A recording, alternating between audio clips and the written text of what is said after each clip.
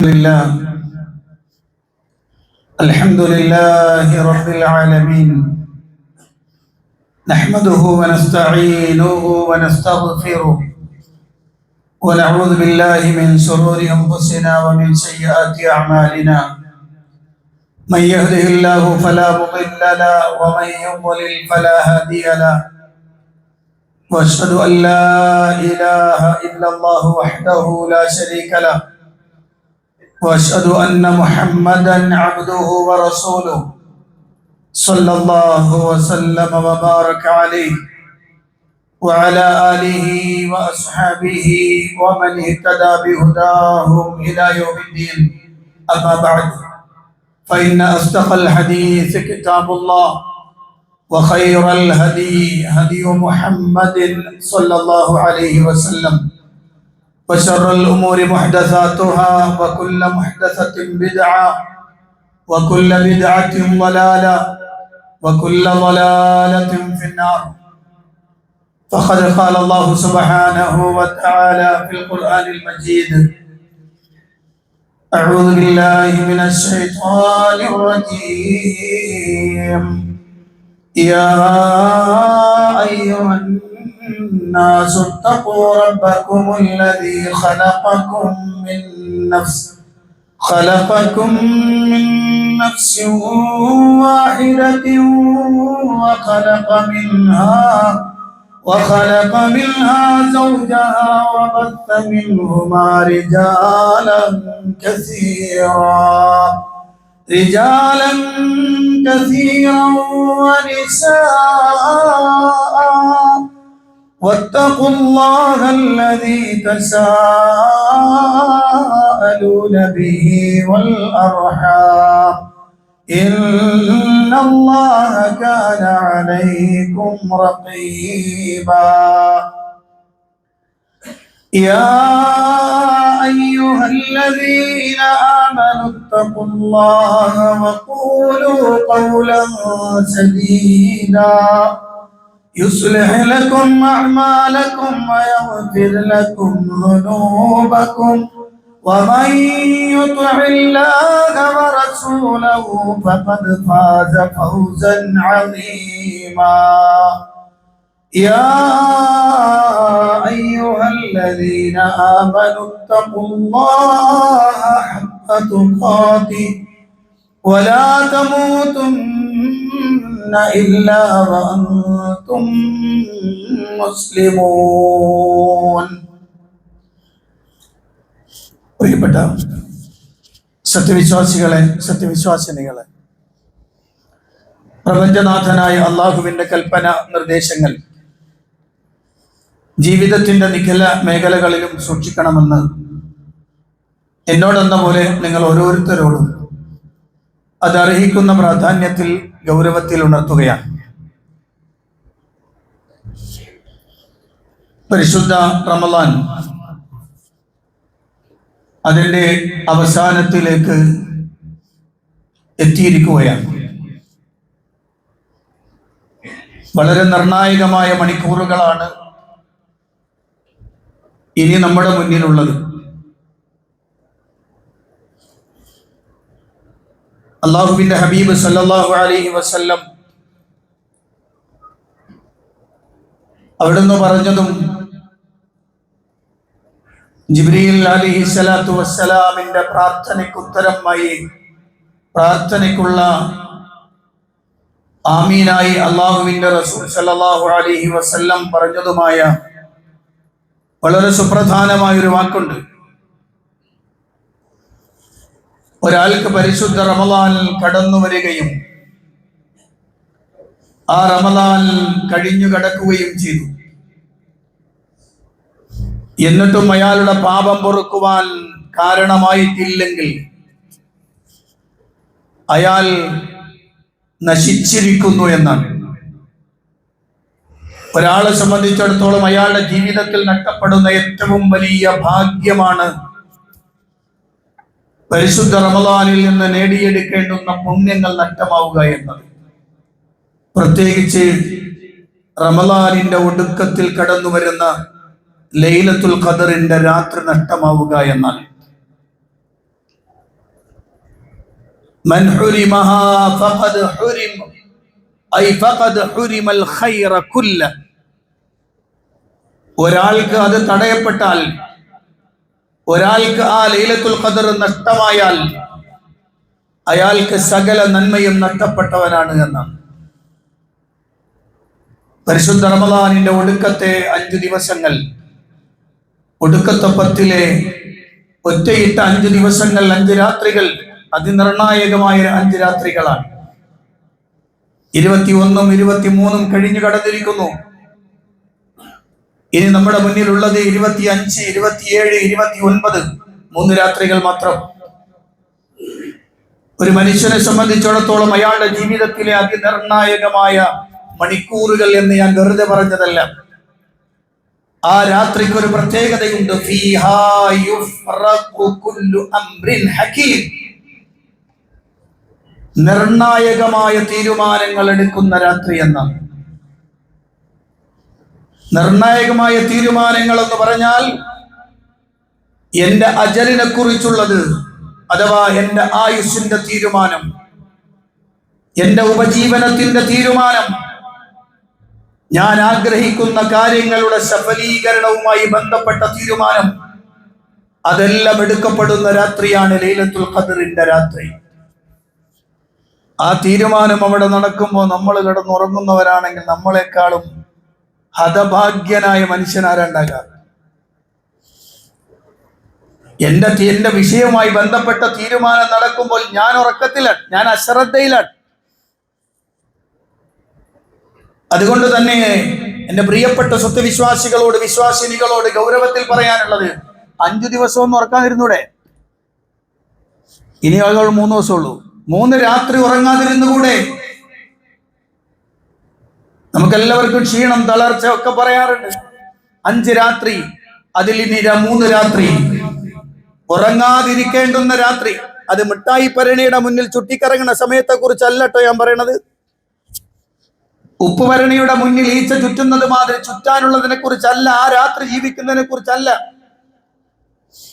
ഏതെങ്കിലും ഭക്ഷണ തളികയുടെ മുന്നിലിരുന്ന് സൊറ പറഞ്ഞ്, വർത്തമാനം പറഞ്ഞ് ഭക്ഷണം കഴിച്ചുകൊണ്ട് നേരം വെളുപ്പിക്കുന്നതിനെ കുറിച്ചുമല്ല. സോഷ്യൽ മീഡിയയിൽ മൊബൈൽ ഉപയോഗിച്ചുകൊണ്ട് കുറെ നേരം ഇങ്ങനെ സ്ക്രോൾ ചെയ്ത് രാത്രി കഴിച്ചു കൂട്ടുന്നതിനെ കുറിച്ചുമല്ല. മറിച്ച് പ്രപഞ്ചനാഥനായ റബ്ബിന്റെ മുന്നിൽ ആരാധനയോടെ, ഖുർആൻ പാരായണത്തോടെ, ദിക്റുകളിലൂടെ, തസ്ബീഹുകളിലൂടെ 2 കൈകളും ആകാശത്തിലേക്ക് ഉയർത്തി കണ്ണുനീര് വഴുത്തി നെഞ്ചു പിടഞ്ഞുകൊണ്ട് റബ്ബിനോട് ദ്വാരക്കുന്ന രാത്രി, അങ്ങനെ ഉറക്കമിളക്കുന്ന രാത്രി. അത് പള്ളിയിലോ വീട്ടിലോ എവിടെയാണോ, അല്ലാഹുവിന്റെ ഹബീബ് സല്ലല്ലാഹു അലൈഹി വസല്ലം ആ രാത്രിയിൽ അവിടെയാണ് ഏറ്റവും വലിയ പരിശ്രമം റസൂലുള്ളാഹി നടത്തിയത്. അവിടുന്ന് റസൂൽ വിളിക്കുമ്പോൾ എഴുന്നേൽക്ക് ആയിഷ, ഹഫ്സ എഴുന്നേൽക്ക്, ഉറങ്ങല്ലേ. ഉറക്കം വന്നു വീണുപോയ ഭാര്യമാരെ തട്ടി വിളിക്കുന്ന പ്രവാചകൻ സല്ലല്ലാഹു അലൈഹി വസല്ലം. നമ്മുടെ വീട്ടിലെ എല്ലാവരും ഉറക്കത്തിലാണ്. പാപ്പയും മക്കളും ഭാര്യയും ഭർത്താവും എല്ലാവരും ഉറക്കത്തിലാണ്. ആർക്കും ആരെയും തട്ടി വിളിക്കേണ്ടതില്ല. ഇതേതാ രാത്രി എന്ന് പോലുമുള്ള ശ്രദ്ധയില്ലാത്ത ഒരവസ്ഥയിൽ ഈ ഉമ്മത്ത് നീങ്ങിയാൽ അതിന്റെ വല്ലാത്ത പ്രയാസമാണ് പ്രിയപ്പെട്ടവരെ. അതുകൊണ്ട് തന്നെ ഗൗരവത്തിൽ കാണണം. നമ്മളൊക്കെ അധ്യായം അങ്ങനെ വായിച്ചു പോകുമല്ലേ. എന്ത് ഇന്നാ അൻസൽനാഹു ഫീ ലൈലത്തുൽ ഖദർ വമാ അദ്റാക മാ ലൈലത്തുൽ ഖദർ ലൈലത്തുൽ ഖദ്രി ഖൈറും മിൻ അൽഫി ശഹർ. അതൊരു വായനയിൽ ഒതുങ്ങിപ്പോയി, നമുക്ക് അതിന്റെ ഉള്ളിലേക്ക് ഇറങ്ങിയില്ല. 1000 മാസത്തേക്കാൾ ഖൈർ എന്ന് പറയുമ്പോൾ അതൊരു പക്ഷേ ഒരു മനുഷ്യന്റെ ജീവിതത്തിൽ ലഭിക്കുന്ന ഏറ്റവും വലിയ ഖൈറാണ്. ഒരു പുരുഷായുസ് മുഴുവനും അല്ലാഹുവിന്റെ ഇബാദത്തിലായി നിലകൊള്ളുന്ന മനുഷ്യന് ലഭിക്കേണ്ടുന്ന പ്രതിഫലം അങ്ങനെ തന്നെ ലഭിക്കുന്ന ഒരു രാത്രിയെ എങ്ങനെയാണ് പ്രിയപ്പെട്ടവരെ നഷ്ടപ്പെടുത്താൻ കഴിയാ? അതുകൊണ്ട് വളരെ ഗൗരവത്തോടു കൂടി ഞാൻ പറയാൻ, ഇനി 3 രാത്രിയുണ്ട്. എന്തു വേണമെന്ന് നമ്മൾ തീരുമാനിക്കണം. അടുത്ത റമദാൻ നമ്മിലേക്ക് ഉണ്ടാകുമോ എന്നുറപ്പില്ലെങ്കിൽ ഈ റമദാനിൽ കിട്ടുന്ന ഖൈറത്തുകൾ മുഴുവനും നമുക്ക് കിട്ടണമെന്ന് ഉറപ്പിക്കണം. എന്തു പറയണമെന്ന് ആയിഷ ബീവി ചോദിച്ചു. അല്ലാഹുമ്മ ഇന്നക അഫൂവുൻ തുഹിബ്ബുൽ അഫ്വ ഫഅഫു അന്നീ പറയൂ എന്ന് റസൂലുള്ളാഹി സ്വല്ലല്ലാഹു അലൈഹി വസല്ലം. അത് പറയണമെങ്കിൽ ആദ്യം എന്ത് ചെയ്യണമെന്നറിയോ? ആദ്യം ഒരു കാര്യം ചെയ്യണം. സ്വന്തം മറ്റുള്ളവർക്ക് മാപ്പ് കൊടുക്കാനുള്ള വിശാല മനസ്സ് നീ ആദ്യം ഉണ്ടാക്കണം. അള്ളാഹുവിനോട് പറയാൻ, റബ്ബേ അല്ലാഹുമ്മ ഇന്നക അഫൂവുൻ, അല്ലാഹുവേ തീർച്ചയായും നീ മാപ്പ് കൊടുക്കുന്നവനാണ്, തുഹിബ്ബുൽ അഫ്വ മാപ്പ് നീ ഇഷ്ടപ്പെടുന്നവനാണ്, ഫഅഫു അന്നീ എനിക്ക് വന്ന വീഴ്ചകൾ, എന്നിൽ നിന്ന് വന്ന അബദ്ധങ്ങൾ നീ എന്നോട് മാപ്പാക്കണേ അല്ലാ. അങ്ങനെ എന്നോട് മാപ്പാക്കണേ എന്ന് റബ്ബിനോട് പറയണമെങ്കിൽ നിനക്ക് ആ ഗുണം ഉണ്ടാവണ്ടേ ആദ്യം. ഞാൻ ആർക്കും വിട്ടുകൊടുക്കൂല, ഞാൻ ആരോടും മാപ്പ് ചെയ്യൂല, എന്നോട് തെറ്റിയവനോടൊക്കെ ഞാൻ ക്രൂരമായി പെരുമാറും, എന്നോട് വർത്തമാനം പറഞ്ഞവനോടൊക്കെ ഞാൻ തിരിച്ചു പറയും, ഞാൻ ഒരാൾക്കും വിട്ടുകൊടുക്കൂല. എന്നിട്ട് ഇവൻ കൈയുയർത്തിയിട്ട് റബ്ബേ നീ എന്നോട് മാപ്പാക്കണേ എന്ന് പറഞ്ഞാൽ എന്തൊരവസ്ഥയാണ് നിങ്ങൾ ആലോചിക്കുക. അതുകൊണ്ട് ഖൽബൊന്ന് ആദ്യം ഇൻഷറാഹ് ഉണ്ടാക്കുക, എല്ലാവർക്കും മാപ്പ് കൊടുക്കുന്ന ഒരു മനസ്സുണ്ടാക്കാതെ, എന്നിട്ട് റബ്ബിന്റെ മുന്നിൽ കൈയുയർത്ത്, അല്ലാഹുവേ നീ എന്നോട് മാപ്പാക്കണേ അല്ലാ. ജീവിതത്തിന്റെ അബദ്ധങ്ങൾ റബ്ബിനോട് സങ്കടത്തോടെ പറയാവുന്ന സന്ദർഭത്തെക്കുറിച്ചാണ് പ്രിയപ്പെട്ടവരെ ഞാൻ ഈ പറഞ്ഞു വരുന്നത്. അതുകൊണ്ട് തന്നെ റമദാനിന്റെ ഈ സന്ദർഭത്തെ ഇബാദത്തുകൾക്ക് വേണ്ടി മാറ്റിവെക്കണം. പരിശുദ്ധ ഖുർആനിന്റെ പാരായണമാണ് ഏറ്റവും പ്രധാനം കേട്ടോ. പകല് ഖുർആനോദിനെ കുറിച്ചല്ലട്ടോ ഞാൻ പറയുന്നത്, രാത്രി ഖുർആനോദ. ഖുർആൻ നാളെ റബ്ബിന്റെ അടുത്ത് നമുക്ക് ശുപാർശ പറയുമെന്ന് റസൂലുള്ളാഹി സ്വല്ലല്ലാഹു അലൈഹി വസല്ലം പറഞ്ഞിട്ടുണ്ടല്ലോ അല്ലേ? എന്തായിരുന്നു ഖുർആൻ പറയുന്ന വർത്തമാനം? അത് പറഞ്ഞു അത് മനസ്സിലാക്കുമ്പോഴാണ് നമുക്ക് ബോധ്യമായി എപ്പോഴാ ഖുർആൻ ഏറ്റവും കൂടുതൽ ഓതിയിട്ടത്. എന്താ ഖുർആൻ അല്ലാഹുവോട് പറയാൻ? മനഅതുഹു നൗമ, അല്ലാഹുവേ ഇവന്റെ രാത്രിയിലെ ഉറക്കം തടഞ്ഞത് ഞാനാണ്, എന്നെ ഓതാൻ വേണ്ടിയാണ് ഇവൻ ഉറങ്ങാതിരുന്നത്, അതുകൊണ്ട് ഇവന്റെ കാര്യത്തിൽ എന്റെ ശുപാർശ നീ സ്വീകരിക്കണേ അല്ലാ. രാത്രിയിൽ ഉറങ്ങാതെ അള്ളാന്റെ ഖുർആനുമായി ഇങ്ങനെ ബന്ധം സ്ഥാപിക്കുന്ന ഒരു മനുഷ്യന് വേണ്ടി ഖുർആൻ അള്ളാഹിനോട് സാക്ഷ്യപ്പെടും, അള്ളാഹുവിനോട് പിന്നെ ശുപാർശ പറയുമെന്ന് നബി സല്ലല്ലാഹു അലൈഹി വസല്ലം. നമ്മൾ പകലിലെ ഓത്ത് കഴിഞ്ഞാൽ രാത്രി തറാവീഹ് കഴിഞ്ഞ് മുസാബ് അടക്കി പോയില്ലേ, നമ്മള് രാത്രി ഓതലില്ലല്ലോ. അങ്ങനെ കൂടുതൽ നേരം ഖുർആനുമായി ബന്ധപ്പെടുക. ലൈലത്തുൽ ഖദറിന്റെ രാത്രിയിൽ ഏറ്റവും പ്രധാനം അതാണ് എന്ന് ഗൗരവത്തിൽ കാണണം. ഏറ്റവും പ്രധാനം അതാണ് എന്ന് നമ്മൾ ഗൗരവത്തിൽ കാണണം. പലർക്കും ഇത്തരം വിഷയങ്ങളല്ല ആവശ്യം. പിൽക്കാലത്ത് കടന്നു വന്ന പുതിയ ആശയങ്ങളാണ് ആളുകൾക്ക് കൂടുതൽ താല്പര്യം. എല്ലാ പള്ളികളിലും പുതിയ ആശയം ചെയ്യാനാണ് ആഗ്രഹം. ഈ അവസാനത്തെ 10 ഒരു തഹജ്ജുദ് നിസ്കാരം ജമാഅത്തായി നിർവഹിക്കപ്പെടുന്ന ഒരു നിസ്കാരമുണ്ട്, മിക്കവാറും പള്ളികളിലൊക്കെ കാണുന്നുണ്ട്. ആ പരിപാടി തുടങ്ങിയിട്ട് തന്നെ 50 കൊല്ലമേ ആയിട്ടുള്ളൂ. അതും മസ്ജിദുൽ ഹറമിലെ ബാബ് ബനി ശൈബയുടെ മുന്നിൽ വന്ന് ഒരു പണ്ഡിതൻ, അയാള് അവിടെ ഒറ്റക്ക് നിസ്കാരം തുടങ്ങി. അയാളുടെ കൂടെ ചില ആളുകൾ വേറെയും വന്നു. അന്ന് 5-6 ആള് പങ്കെടുത്തു. ഓരോ ദിവസം കഴിയുന്തോറും ആളുകൾ കൂടി വന്നു. വർഷങ്ങളോളം അങ്ങനെ കടന്നു. പിന്നീട് അത് ഔദ്യോഗിക ജമാഅത്തിലേക്ക് കടന്നു വരുന്നതാണ്. ഒരു 50 കൊല്ലം മുമ്പ് തുടങ്ങിയ ഒരു സംഗതി ഇന്ന് ആളുകൾക്ക് വല്ലാത്ത ഉത്സാഹം, അത് മാത്രം മതി എന്നാണ്. രാത്രികാലങ്ങളിൽ ഏറ്റവും അധികം ചെയ്യേണ്ടത് ഖുർആൻ പാരായണം. നബിയും സഹാബികളും ഒക്കെ ചെയ്ത പണി അതായിരുന്നു. അപ്പൊ ഗൗരവത്തിൽ ഞാൻ പറയാണ്, പ്രിയപ്പെട്ട സഹോദരന്മാരെ, ഏറ്റവും പ്രധാനം അള്ളാന്റെ ഖുർആനുമായുള്ള ബന്ധമാണ്. ഇനി ഇതിന്റെ രണ്ടാമത്തെ കാര്യം, പരിശുദ്ധ റമദാനിന്റെ പരിസമാപ്തി കുറിച്ചാൽ പിന്നെ തൊട്ടടുത്ത ദിവസം ഈദ് പെരുന്നാൾ നമസ്കാരമാണ്. ആ പെരുന്നാൾ നിസ്കാരത്തിന് മുമ്പ് ചെയ്യേണ്ടുന്ന ഒരു സംഗതിയാണ് ഫിത്ർ സക്കാത്ത് എന്ന് പറയുന്നത്. ഫിത്ർ സക്കാത്ത് എന്ന് പറയുന്നത് കേവലം ഒരു സ്വതക്ക കൊടുക്കലല്ല, ഒരു സ്വതക്കയല്ലത്, അതിനപ്പുറത്തൊരു തലം അതിനുണ്ട്. അള്ളാഹുവിന്റെ പ്രവാചകൻ സല്ലല്ലാഹു അലൈഹി വസല്ലം ആ വിഷയത്തിൽ നമ്മളോട് പഠിപ്പിച്ചു തന്നൊരു സംഗതിയുണ്ട്. അതെന്താണെന്നറിയോ? പ്രവാചകൻ സല്ലല്ലാഹു അലൈഹി വസല്ലം പഠിപ്പിച്ചു തന്നത്, അവിടെ നിങ്ങൾ പെരുന്നാൾ നമസ്കാരത്തിന് ഈദ്ഗാഹിലേക്ക് പുറപ്പെടുന്നതിന് മുമ്പ് തന്നെ നിങ്ങൾ ആ സക്കാത്ത് കൊടുത്തിരിക്കണം. അപ്പോഴേ അത് സക്കാത്തുൽ ഫിത്ർ ആവുകയുള്ളൂ. അത് എത്ര കൊടുക്കണം? 4 മുദ്ദാണ് കൊടുക്കേണ്ടത്. 4 മുദ്ദാണ്. 2 കൈകൾ ഇങ്ങനെ ചേർത്ത് വെച്ചുകൊണ്ട് അരി ഇങ്ങനെ വാരിയെടുത്താൽ അങ്ങനെ ഒരു 4 പ്രാവശ്യം വാരിയിടുന്ന അരിയാണ് ഒരു സാഅ് എന്ന് പറയുന്നത്. ഒരു 2400 മുതൽ അങ്ങോട്ട് 2.5 കിലോ, 2600, 2800 അങ്ങനെ പല രൂപത്തിലും അതിന്റെ എണ്ണത്തിന് വ്യത്യാസം വരും. എന്ന് വെച്ചാൽ അതിന്റെ തൂക്കത്തിന് വ്യത്യാസം വരാം. പക്ഷെ അടിസ്ഥാനപരമായി നബി തങ്ങൾ പഠിപ്പിച്ച് 4 കോരൽ ഇങ്ങനെ കൈകൊണ്ട് ഇങ്ങനെ അളന്നിടുക. അത് കൊടുക്കണം. അത് പൈസ കൊണ്ട് കൊടുക്കലല്ല, വസ്ത്രം വാങ്ങിച്ചു കൊടുക്കലല്ല, മറിച്ച് നാട്ടിലെ ഏറ്റവും പ്രധാനപ്പെട്ട ഭക്ഷ്യവിഭവം എന്താണോ അത് കൊടുക്കണം എന്നാ. കുറെ പൈസ എടുത്ത് പാവങ്ങൾ കൊണ്ട് കൊടുത്തിട്ട് നിങ്ങൾ നന്നായിക്കോളി കേട്ടോ എന്ന് പറയാനല്ല ഫിത്ർ സക്കാത്ത്. അത് ശരിക്ക് അള്ളാഹുവിന്റെ റസൂൽ സല്ലല്ലാഹു അലൈഹി വസല്ലം പഠിപ്പിച്ചു തന്നിട്ടുള്ളത് ഫിത്ർ സക്കാത്ത് ഇങ്ങനെയാണ് കൊടുക്കേണ്ടത്. അതെന്തിനുള്ളതാണ്? സക്കാത്തുൽ ഫിത്രി തുഹ്റത്തുൽ ലിസ്വാഇമി മിനൽ ലഗ്വി വറഫത്ത്. നോമ്പുകാരന് വന്നുപോയ ചെറിയ അബദ്ധങ്ങളുണ്ട് നോമ്പിൽ. ആ അബദ്ധങ്ങളിൽ നിന്ന് അയാൾക്കൊരു ശുദ്ധീകരണം മാത്രമല്ല, വതുഅ്മത്തുൽ ലിൽ മസാകീൻ, അന്നത്തെ മുസ്ലിം പാവങ്ങൾക്കുള്ള ഭക്ഷണവുമാണ്.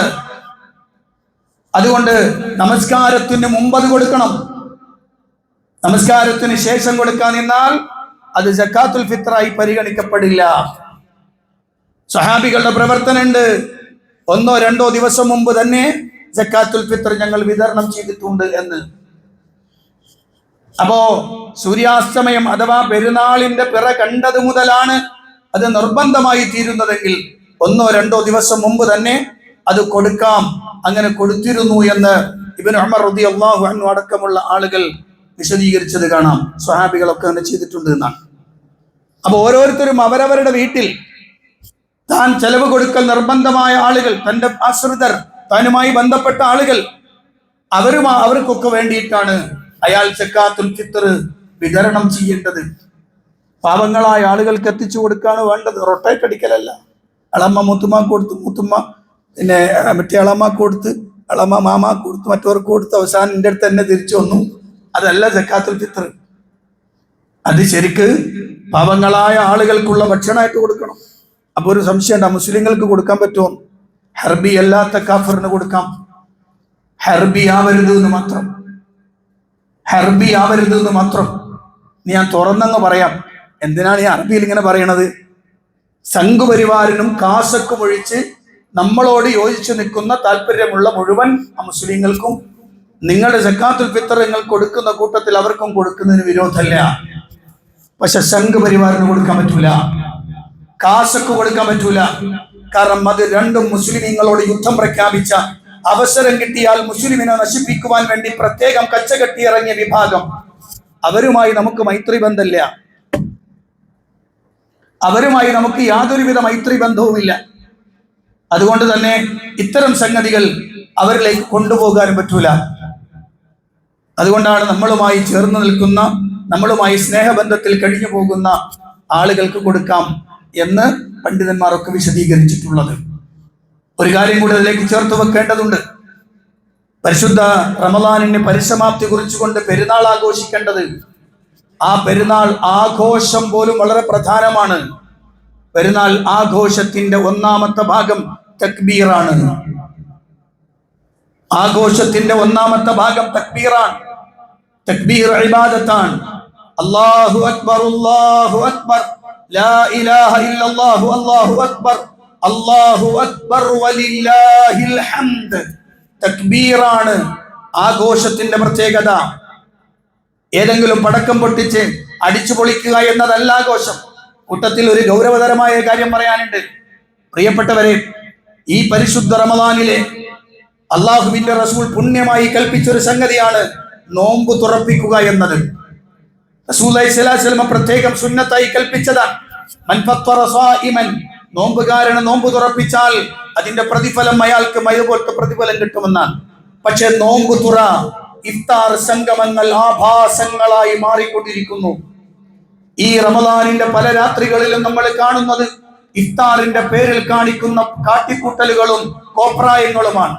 അറിയപ്പെടുന്ന അറബിക് കലാലയങ്ങളിലെ വിദ്യാർത്ഥികൾ വരെ ആണും പെണ്ണും കൂടിക്കലർന്നുകൊണ്ട് ഇഫ്താർ സംഗമത്തിന്റെ പേരിൽ കാണിച്ച പേക്കൂത്തുകൾ ചെറുതൊന്നല്ല. അതല്ല ഇസ്ലാം പഠിപ്പിച്ച ഇഫ്താർ, അതല്ല ഇസ്ലാം പഠിപ്പിച്ച സംഗമം.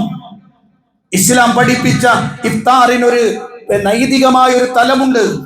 അത് ആണും പെണ്ണും കൂടിക്കലർന്ന ആട്ടവും പാട്ടവും ചാട്ടവും അതുപോലെ തന്നെ തോന്നിയാസങ്ങളും ഒരുമിച്ച് ചേർക്കാനുള്ളതല്ല ഇഫ്താർ പാർട്ടികൾ. അതൊക്കെ ഒരു പ്രഹസനമായി മാറി, രാഷ്ട്രീയക്കാരന്റെ ഇഫ്താർ സംഗമങ്ങൾ. ഞാൻ അതിലേക്കൊന്നും വർത്തമാനം പറയല്ല, പക്ഷെ അതിനൊക്കെ ഒരു പരിശുദ്ധിയുണ്ട്. ആ പരിശുദ്ധി ഇല്ലാതാക്കപ്പെടുന്ന തരത്തിലേക്ക് സമൂഹം മാറുന്നു. അവിടെയാണ് ഈദ് ആഘോഷത്തിന്റെ പ്രത്യേകത.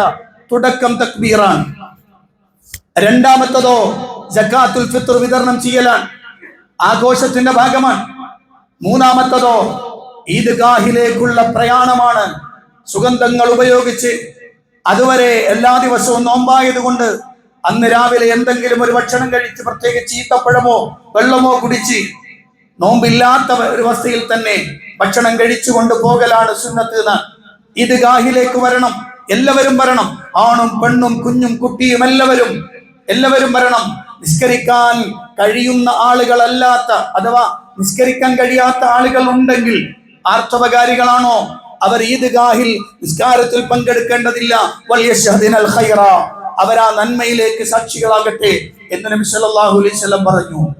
അന്ന് വരാൻ നീളമുള്ള ജിൽബാബില്ലാത്ത മേൽ അഥവാ തലയിൽ ശിരോവസ്ത്രം വലുതില്ലാത്ത ആളുകളാണോ എങ്കിൽ റസൂലുള്ള പറഞ്ഞു, നിങ്ങളുടെ കൂട്ടുകാരിക്ക് കൊടുത്തുകൊണ്ട് അവളെ കൂടി അങ്ങോട്ട് കൊണ്ടുവരണം കേട്ടോ. നബി സല്ലല്ലാഹു അലൈഹി വസല്ലം പഠിപ്പിച്ചതാണ്. എല്ലാവരും പോണം. അതാണ് പെരുന്നാളിന്റെ പ്രത്യേകത.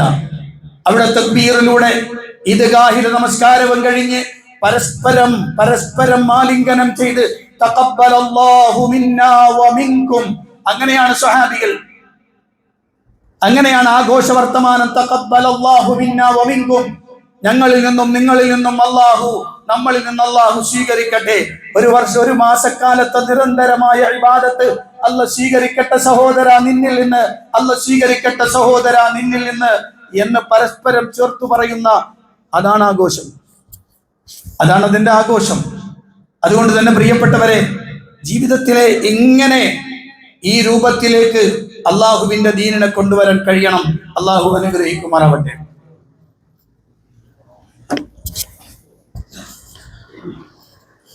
അൽഹംദുലില്ലാഹി റബ്ബിൽ ആലമീൻ, അസ്സലാത്തു വസ്സലാമു അലാ അഷ്റഫിൽ മുർസലീൻ വഅലാ ആലിഹി വഅസ്ഹാബിഹി വമൻ ഇഹ്തദാ ബിഹുദാഹും ഇലാ യൗമിദ്ദീൻ. അമ്മാ ബഅദ്, ഇത്തഖുല്ലാഹ ഇബാദല്ലാഹ്. പ്രിയപ്പെട്ട സത്യവിശ്വാസികളെ, വിശ്വാസിനികളെ, അള്ളാഹുവിന്റെ കൽപ്പന നിർദ്ദേശങ്ങൾ ജീവിതത്തിലുടനീളം പാലിക്കണമെന്ന് എന്നോടും നിങ്ങളോടും ഉണർത്തുകയാണ്. പരിശുദ്ധ റമളാൻ അവസാനിക്കുമ്പോൾ അതിന്റെ അവസാനവുമായി ബന്ധപ്പെട്ട് എന്തൊക്കെയാണ് ചെയ്യേണ്ടത് എന്നതിനെ കുറിച്ചാണ് ഹ്രസ്വമായ രൂപത്തിൽ ഞാൻ വിശദീകരിച്ചിട്ടുള്ളത്. ഇൻഷാ അല്ലാഹ് ചിലപ്പോൾ റമളാൻ അവസാനിക്കുന്നത് വ്യാഴാഴ്ചയോടുകൂടിയായിരിക്കും. അങ്ങനെയെങ്കിൽ വെള്ളിയാഴ്ച പെരുന്നാളായിരിക്കും. ഇനി അതല്ല, അന്ന് കാണാൻ പറ്റാത്ത സാഹചര്യം ഉണ്ടായാൽ, ന്യൂനമർദ്ദം ഉണ്ടാവുകയോ ആകാശം മേഘാവൃതമാവുകയോ അങ്ങനെ കേരള തീരത്ത് കരിമേഘങ്ങൾ പ്രത്യക്ഷപ്പെട്ടാൽ ചിലപ്പോൾ കാണാൻ കഴിഞ്ഞോളന്നില്ല. അങ്ങനെയാണെങ്കിൽ 30 ദിവസം പൂർത്തിയാക്കാൻ നമുക്ക് അവസരം കിട്ടും. ഇപ്പോഴത്തെ സാഹചര്യത്തിൽ 29 അവസാനിക്കുവാനാണ് സാധ്യതകൾ കൂടുതൽ എന്നാണ് കാണുന്നത്. അങ്ങനെയെങ്കിൽ വെള്ളിയാഴ്ചയായിരിക്കും പെരുന്നാൾ വരിക. വെള്ളിയാഴ്ചയാണ് പെരുന്നാളെങ്കിൽ ഈദ്ഗാഹിലേക്ക് 7:30-ക്കാണ് നമ്മുടെ ഈദ്ഗാഹ് നിശ്ചയിച്ചിട്ടുള്ളത്. ഇവിടെ ഐറിഷ് ഓഡിറ്റോറിയത്തിൽ അതിന്റെ ഗ്രൗണ്ടിലാണ് 7:30-ക്കാണ് പെരുന്നാൾ നമസ്കാരം തുടങ്ങുക. അന്ന് വെള്ളിയാഴ്ച ദിവസമായതുകൊണ്ട് തന്നെ ആളുകൾക്കിടയിൽ ഒരു പുതിയ വർത്തമാനം ഇങ്ങനെ ഉണ്ടായിട്ടുണ്ട്. പുതിയ വർത്തമാനം എന്ന് പറഞ്ഞാൽ പഴയ വർത്തമാനം തന്നെയാണ്, പക്ഷേ അതിനെന്തൊക്കെയോ സംഗതികൾ ഇങ്ങനെ മെനഞ്ഞുണ്ടാക്കി ഇപ്പോഴെല്ലാവർക്കും പ്രത്യേകത വെച്ചാൽ സോഷ്യൽ മീഡിയയിലുള്ള ചർച്ചകളാണ് ഏറ്റവും കൂടുതൽ. അതുകൊണ്ട് വെള്ളിയാഴ്ച പെരുന്നാൾ വന്നാൽ ജുമുഅ നിർബന്ധമില്ല, അന്ന് വഹാബി പള്ളികളിൽ ഒന്നും ജുമുഅ ഉണ്ടാകുന്നതല്ല, അന്ന് അവർക്ക് ജുമുഅ നിസ്കരിക്കൽ ആവശ്യമില്ല എന്ന് തുടങ്ങുന്ന കമന്റുകൾ ഇങ്ങനെ ധാരാളം വന്നുകൊണ്ടിരിക്കുന്നുണ്ട്. ഓരോരുത്തരും പല രൂപത്തിലുള്ള ഷോർട്ട് ക്ലിപ്പുകളാണ് ഇങ്ങനെ ഇട്ടുകൊണ്ടിരിക്കുന്നത്. യഥാർത്ഥത്തിൽ എന്താണ് പെരുന്നാളും വെള്ളിയാഴ്ചയും ഒരുമിച്ച് വന്നാൽ എന്ത് ചെയ്യണം? അള്ളാഹുവിന്റെ പ്രവാചകൻ സല്ലല്ലാഹു അലൈഹി വസല്ലം അവിടുന്ന് സ്വഹാബത്തിന് കൊടുത്തൊരു നിർദ്ദേശം, ഇതുപോലെ പെരുന്നാളും വെള്ളിയാഴ്ചയും ഒരുമിച്ച് വന്നപ്പോൾ നബി സല്ലല്ലാഹു അലൈഹി വസല്ലമ പ്രവാചകൻ സല്ലല്ലാഹു അലൈഹി വസല്ലമ സ്വഹാബത്തിന് കൊടുത്ത നിർദ്ദേശം അബൂ ഹുറൈറ റളിയല്ലാഹു അൻഹു നിവേദനം ചെയ്യുന്ന കാണാം. ഖദ് ഇജ്തമഅ ഫീ യൗമിക്കും ഹാദാ ഈദാൻ. നബി സല്ലല്ലാഹു അലൈഹി വസല്ലം പറയാൻ, ഇന്നത്തെ ദിവസം നിങ്ങൾക്കിതാ നിങ്ങളുടെ ഈ ദിവസത്തിൽ രണ്ട് പെരുന്നാളുകൾ ഒരുമിച്ച് കൂടിയിരിക്കുകയാണ്. ഫമൻ ശാഅ അജ്സഅഹു മിനൽ ജുമുഅ. അതിനാൽ ആരെങ്കിലും ഉദ്ദേശിക്കുന്നുവെങ്കിൽ അയാൾക്ക് ജുമുഅക്ക് പകരം ഈ പെരുന്നാൾ നിസ്കാരം മതിയാകുന്നതാണ്. വഇന്നാ മുജമ്മിഊൻ. എന്നാൽ നാം ജുമുഅ നിസ്കരിക്കുന്നതാണ്. അപ്പോൾ നബി സല്ലല്ലാഹു അലൈഹി വസല്ലം സ്വഹാബത്തിന് ഒരു നിർദ്ദേശം കൊടുക്കുകയാണ്. എന്താണ് നിർദ്ദേശം? രണ്ട് പെരുന്നാളുകൾ ഒരുമിച്ച് കൂടുകയാണ്. അഥവാ സയ്യിദുൽ അയ്യാം എന്ന് വിളിക്കപ്പെടുന്ന ദിവസത്തിൽ സത്യവിശ്വാസികൾക്ക് എല്ലാ വെള്ളിയാഴ്ചയും ഒരു ഈദാണ്, ഒരു പെരുന്നാൾ പോലെയാണ്. അവിടെയാണ് ഈദുൽ ഫിത്തറോ ഈദുൽ അദ്ഹയോ കടന്നു വരിക നോക്കാം. അങ്ങനെ വരുമ്പോൾ ആളുകൾ രാവിലെ തന്നെ ഒരുങ്ങി നേരത്തെ ഈദ്ഗാഹിലേക്ക് വന്നു, നമസ്കാരം കഴിഞ്ഞ് അവരവരുടെ വീടുകളിലേക്ക് പോയി. പിന്നെ ജുമുഅക്ക് വീണ്ടും ഒരുങ്ങി വരിക എന്നത് പ്രയാസമുണ്ടെങ്കിൽ, വിഷമമുണ്ടെങ്കിൽ അവരെ സംബന്ധിച്ചിടത്തോളം അവർക്ക് ഈ ആദ്യം നിർവഹിച്ച അത് തന്നെ മതിയാകും. അവർ ജുമുഅ നിസ്കരിക്കണമെന്നില്ല, അവർക്ക് വേണമെങ്കിൽ ആ ഇളവ് സ്വീകരിക്കാം. പക്ഷെ പള്ളിയിൽ ജുമുഅ നമസ്കാരമുണ്ട്, ഞങ്ങൾ നിസ്കരിക്കുകയും ചെയ്യും എന്ന് നബി സല്ലല്ലാഹു അലൈഹി വസല്ലം പറയാം. നബി സല്ലല്ലാഹു അലൈഹി വസല്ലം നിസ്കരിക്കാതിരുന്നിട്ടില്ല. നബി സല്ലല്ലാഹു അലൈഹി വസല്ലം ജുമുഅയിൽ നിസ്കരിച്ചിട്ടുണ്ട്. അതുകൊണ്ട് തന്നെ വിശ്വാസികൾ എന്ന നിലയിൽ ഒരാൾക്ക് അസൗകര്യങ്ങളൊന്നുമില്ല, ജുമുഅക്കും വരാൻ പ്രശ്നമൊന്നുമില്ലെങ്കിൽ ജുമുഅക്ക് വരലാണ് ഏറ്റവും നല്ലത്. ജുമുഅക്ക് അയാൾക്ക് വരാം. എന്നാൽ ഇളവുണ്ടോ? ഇളവുണ്ട്, സംശയമില്ല. അവർ ജുമുഅക്ക് പങ്കെടുക്കണമെന്ന നിർബന്ധ ബാധ്യതയില്ല. അവർ ളുഹർ നമസ്കരിച്ചാൽ മതിയാകും. ഇത് നബി സല്ലല്ലാഹു അലൈഹി വസല്ലമ സ്വഹാബത്തിന് പഠിപ്പിച്ചു കൊടുത്തു. അങ്ങനെ പിൽക്കാലത്ത് ഇതുപോലെ ഒരു സംഭവം ഉണ്ടാകുന്നു. വെള്ളിയാഴ്ച പെരുന്നാൾ നമസ്കാരത്തിന്റെ കൂടെ ജുമുഅ കൂടി കടന്നു വന്ന സമയം, ആ സമയത്ത് എന്ത് ചെയ്യണം എന്ന് ചോദിച്ചുകൊണ്ട് മുആവിയ റളിയല്ലാഹു അൻഹുവിനോട് സയ്യിദ് ഇബ്നു അർഖം റളിയല്ലാഹു അൻഹു ചോദിക്കുന്നുണ്ട്, മുആവിയ എന്താണ് ചെയ്യുക? അദ്ദേഹം ചോദിക്കുന്നുണ്ട് മുആവിയോട്, അശ്ശഹിദ്ത മഅ റസൂലില്ലാഹി സ്വല്ലല്ലാഹു അലൈഹി വസല്ലം ഈദൈൻ ഇജ്തമഅ ഫീ യൗമിൻ വാഹിദ്. റസൂലുള്ളാഹിന്റെ കാലത്ത് ഒരൊറ്റ ദിവസത്തിൽ പെരുന്നാളും വെള്ളിയാഴ്ചയും ഒരുമിച്ച് വന്നപ്പോൾ നിങ്ങൾ റസൂലുള്ളാഹിന്റെ കൂടെ സന്നിഹിതനായിരുന്നോ? ഖാല നഅം. അദ്ദേഹം പറഞ്ഞു, അതെ ഉണ്ടായിരുന്നു. ഖാല. അദ്ദേഹം ചോദിച്ചു, കൈഫ സനഅ? അപ്പോൾ നബി സല്ലല്ലാഹു അലൈഹി വസല്ലം എങ്ങനെയാണ് ചെയ്തത്? ഖാല. അദ്ദേഹം പറഞ്ഞു, സ്വല്ലൽ ഈദ തുമ്മ റഖസ ഫിൽ ജുമുഅ. അവിടുന്ന് പെരുന്നാൾ നിസ്കരിച്ചു, പിന്നീട് നബി സല്ലല്ലാഹു അലൈഹി വസല്ലം ജുമുഅക്ക് ഇളവ് കൊടുത്തു. എന്ന് പറഞ്ഞാൽ മൻ ശാഅ അൻ യുസല്ലി ഫൽയുസല്ലി. ആ ജുമുഅക്ക് പങ്കെടുക്കാൻ കഴിയുന്ന ആളുകൾ, ഉദ്ദേശിക്കുന്ന ആളുകൾ അതിന് പങ്കെടുക്കട്ടെ. അതിന് സൗകര്യമില്ലാത്ത ആളുകൾ, അതിലേക്ക് എത്താൻ പ്രയാസമുള്ള ആളുകൾ അവർ വരേണ്ടതില്ല, ളുഹർ നിസ്കരിച്ചാൽ മതി. ഇങ്ങനെയാണ് പ്രവാചകൻ സല്ലല്ലാഹു അലൈഹി വസല്ലം പഠിപ്പിച്ചത് എന്ന് മഹാനായ അബൂ സുഫിയാൻ റളിയല്ലാഹു അൻഹു സയ്യിദ് ഇബ്നു അർഖം റളിയല്ലാഹു അൻഹുവിനെ വിശദീകരിച്ചു കൊടുക്കുന്നത് നമുക്ക് കാണാൻ കഴിയും. അപ്പൊ പള്ളികളിൽ ജുമുഅ കൃത്യമായി നടക്കും, പള്ളികളിൽ ജുമുഅ നടക്കും. ആ ജുമുഅയിൽ പങ്കെടുക്കാൻ സൗകര്യമില്ലാത്ത ആളുകൾ, കഴിയുന്ന ആളുകൾ, അവരെല്ലാവരും അതിൽ പങ്കെടുക്കാൻ വേണം. കാരണം നബി സല്ലല്ലാഹു അലൈഹി വസല്ലം അതിൽ നിന്ന് വിട്ടു നിന്നിട്ടില്ല. അത് റസൂൽ പറയും, ഞങ്ങളൊക്കെ നിസ്കരിക്കും കേട്ടോ, ഞങ്ങളൊക്കെ ജുമുഅ നിസ്കരിക്കും കേട്ടോ, ആർക്കെങ്കിലും അസൗകര്യം ഉണ്ടെങ്കിൽ ഒരു വരേണ്ടതില്ല. അതാണ് പ്രവാചകന്റെ പറയും, ഇന്നാ മുജമ്മിഊൻ, ഞങ്ങൾ ജുമുഅ നിസ്കരിക്കും, ആർക്കെങ്കിലും വരാൻ അസൗകര്യം ഉണ്ടെങ്കിൽ അവർ വരേണ്ടതില്ല, അവരെന്ത് ചെയ്താൽ മതി, അവര് ളുഹർ നിസ്കരിച്ചാൽ മതി എന്നാണ് നബി സല്ലല്ലാഹു അലൈഹി വസല്ലം പറഞ്ഞത്. ഇത് പറഞ്ഞു പോയതിന്റെ പേരിലാണ്. ഇതിങ്ങനെ പറഞ്ഞു പോയാൽ പ്രവാചകന്റെ ഹദീസുകൾ വന്ന പ്രവാചകന്റെ ഫിഅ്ല് പറയാൽ മദ്ഹബ് പക്ഷപാതിത്വമുള്ള ആളുകൾക്ക് വെറുപ്പ് വരും. കാരണം ഓല മദ്ഹബിനെ സംബന്ധിച്ച് ഓർക്ക് അവസാന വാക്ക് മദ്ഹബാണ്. അതുകൊണ്ട് മദ്ഹബിലെ ഇമാം പറഞ്ഞിട്ടുണ്ട് അങ്ങനെ, മദ്ഹബിന്റെ ഇമാം ഇങ്ങനെ. മദ്ഹബിന്റെ ഇമാം പറഞ്ഞാൽ എന്ത്, പറഞ്ഞില്ലെങ്കിൽ എന്ത്? ഒരൊറ്റ മദ്ഹബിന്റെ ഇമാമിനെയും അള്ളാഹു പ്രവാചകനായി നിയോഗിച്ചിട്ടില്ല. പ്രവാചകനായി നിയോഗിച്ച മുഹമ്മദ് നബി സല്ലല്ലാഹു അലൈഹി വസല്ലമയാണ്. മുഹമ്മദ് നബി സ്വല്ലല്ലാഹു അലൈഹി വസല്ലം ചെയ്തോ ഇല്ലേ, അത് മാത്രമേ ഇവിടെ വിഷയമുള്ളൂ.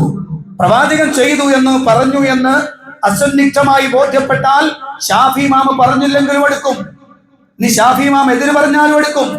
എന്തുകൊണ്ട്? ഷാഫി ഇമാം പ്രവാചകനല്ല, അബൂ ഹനീഫ ഇമാം പ്രവാചകനല്ല, മാലിക് ഇമാം പ്രവാചകനല്ല, അഹ്മദ് ബിൻ ഹംബൽ പ്രവാചകനല്ല. അത് ഞാൻ വെറുതെ പറഞ്ഞതല്ല, ഇത് എന്റെ ഒരു സ്റ്റേറ്റ്മെന്റ് പറയല്ല. അബ്ദുല്ലാഹി ഇബ്നു ഉമർ റളിയല്ലാഹു അൻഹുവിന്റെ അടുത്ത് ഒരാൾ വരുന്നു, ഉമർ ഇബ്നുൽ ഖത്താബ് റളിയല്ലാഹു അൻഹുവിനെ കുറിച്ച് പറയുന്നു. എന്താ പറയുന്നറിയോ? ഹജ്ജ് ചെയ്യുമ്പോൾ തമത്തുആയി ഹജ്ജ് ചെയ്യലാണോ അഫ്ളൽ? അങ്ങനെയാണോ നബി തങ്ങൾ ചെയ്തിട്ടുള്ളത്? അതെ. അബ്ദുല്ലാഹി ഇബ്നു ഉമർ പറഞ്ഞു അതെ.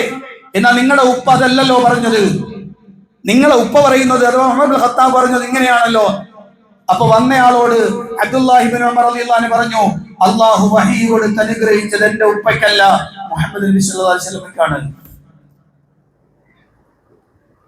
അതുകൊണ്ട് തന്നെ നമ്മൾ അറിയേണ്ട പ്രധാനപ്പെട്ട വിഷയതാണ്, നബി സല്ലല്ലാഹു അലൈഹി വസല്ലമാണോ പ്രവാചകൻ പറഞ്ഞതാണോ എങ്കിൽ അവിടെ നിൽക്കാം.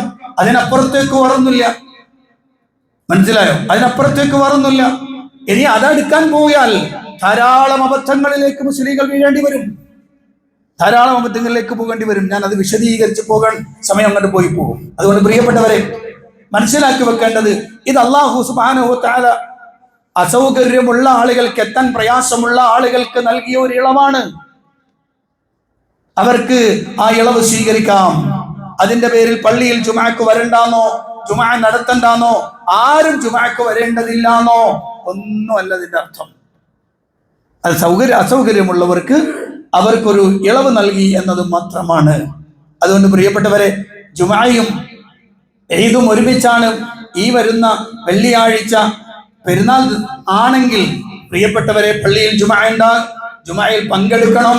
അതിൽ പങ്കെടുക്കാൻ അസൗകര്യമുള്ള ആളുകൾക്ക് ഇളവുണ്ട് എന്ന് മാത്രം. ഇത് കേൾക്കുമ്പോൾ തീരെ നിസ്കരിക്കാൻ വരണ്ടാത്ത ആളുകളൊക്കെ നേരത്തെ തന്നെ തീരുമാനിച്ചു, ഞാൻ ഉണ്ടാവില്ലട്ടാ, കാരണം രണ്ടിലേതെങ്കിലും ഒന്ന് മതി എന്ന് പറഞ്ഞിട്ടുണ്ട്, അതുകൊണ്ട് ഞാൻ ഉണ്ടാവില്ലട്ടാ. അതല്ല പറഞ്ഞ ഉദ്ദേശം എന്ന് നിങ്ങൾ ശരിക്കും മനസ്സിലാക്കണം. അതുകൊണ്ട് അള്ളാഹുവിന്റെ ദീനിനെ അറിയുമ്പോൾ, മനസ്സിലാക്കുമ്പോൾ അതിന്റെ ഏറ്റവും ശരിയായ രൂപത്തിൽ മനസ്സിലാക്കി അതിന്റെ എല്ലാ ഭാഗങ്ങളെയും കൃത്യമായി വിലയിരുത്തി മനസ്സിലാക്കണം. അള്ളാഹു അനുഗ്രഹിക്കുമാറാവട്ടെ. ഇൻഷാ അല്ലാഹ് ഇന്ന് IMBയുടെയും അതുപോലെ തന്നെ ശാന്തി പെയിൻ ആൻഡ് പാലിയേറ്റീവ് രണ്ടും ആതുര സേവന രംഗത്തുള്ള രണ്ട് കൂട്ടായ്മകളാണ്.